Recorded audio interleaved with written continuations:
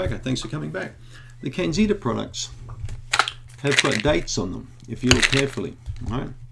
But the date is not the expiry date, it's the manufacturing date. It's when the product was made, okay? Now people see that, their date, and they say, oh my goodness, this product's is expiring. I mean to throw it out. What's wrong with these guys? They're selling expired products. Well, they're not expired. So if you see a date on there, you can add 2 years on top of that easily, okay, before the product is sort of coming to an end of its shelf life. So most all products last a long time. Dietary supplements are very well made, and they're made in incredibly clean and good conditions.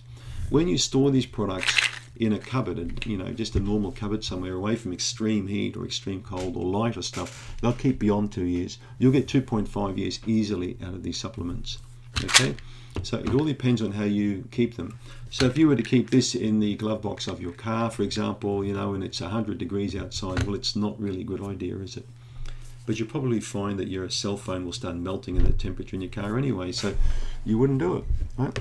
So what's the thing? Well, if you've got it, look at the label, you'll find there should be plenty of time still to use the product.